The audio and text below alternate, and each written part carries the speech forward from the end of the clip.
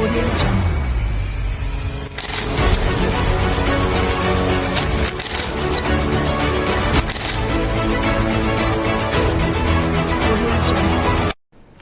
Sadarkah kalian bahwa kecerdasan buatan atau artificial intelligence yang sering juga disebut dengan AI sudah sering digunakan di kehidupan kita sehari-hari?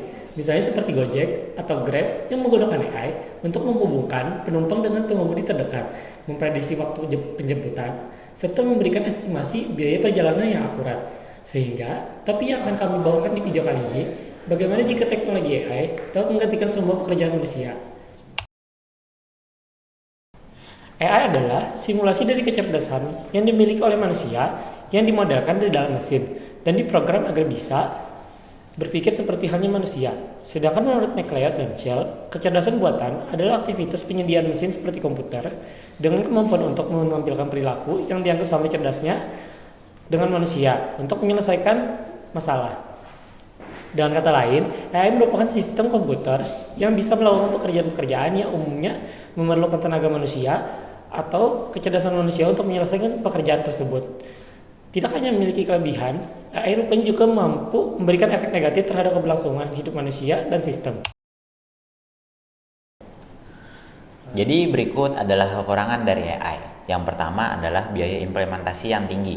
Meskipun AI telah menawarkan banyak manfaat, tetapi biaya awal untuk dapat mengembangkan dan mengimplementasikan sistem ini dapat menjadi beban perusahaan. Biaya ini dapat menjadi sebuah penghalang bagi perusahaan kecil. Yang kedua adalah keterbatasan kreativitas.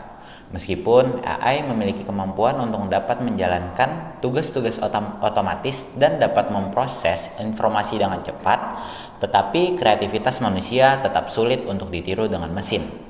Teknologi kecerdasan buatan dapat bekerja berdasarkan pola yang telah ada, sehingga tidak mampu menghasilkan ide baru yang dilakukan oleh manusia.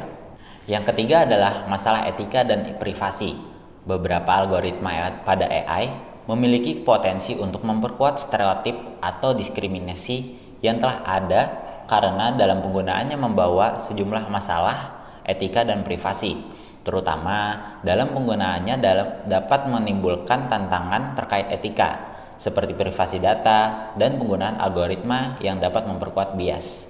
Yang keempat, kompleksitas sistem. Sistem ini dapat memiliki kompleksitas tinggi, membutuhkan perangkat keras khusus, perangkat lunak canggih, dan keterampilan teknis yang mendalam. Implementasi pada AI tidak hanya melibatkan pengembangan algoritma, tetapi dapat memerlukan pemahaman tentang infrastruktur komputasi, data engineering, serta pemeliharaan data dan monitoring yang berkelanjutan. Yang kelima, risiko keamanan. Meskipun kecerdasan buatan ini dapat memperkuat pertahanan keamanan cyber dengan mendeteksi ancaman yang lebih cepat dan efisien, tetapi dapat membawa risiko yang perlu diwaspadai. Diperlukan keamanan yang ketat dan regulasi yang jelas untuk mencegah penyalahgunaan di bidang keamanan. Yang keenam, kehilangan pekerjaan. Beberapa tugas yang sebelumnya dikerjakan oleh manusia kini menjadi kekhawatiran terkait digantinya pekerjaan manusia dalam sistem kecerdasan buatan yang dapat berpotensi memicu pengangguran karena kehilangan pekerjaan yang telah digantikan dengan artificial intelligence. Sehingga dikarenakan beberapa kekurangan AI, ada beberapa contoh pekerjaan manusia yang tidak dapat digantikan oleh AI dan hanya mampu dikerjakan secara maksimal oleh manusia itu sendiri, antara lain.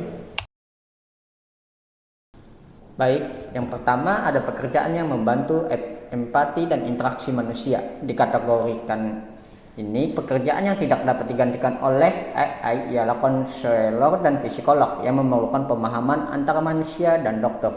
Meskipun AI dapat membantu diagnosa dan prosedur medis, tentu profesi medis masih sangat bergantung pada sentuhan manusia, komunikasi, dan pemahaman kondisi unik pasien.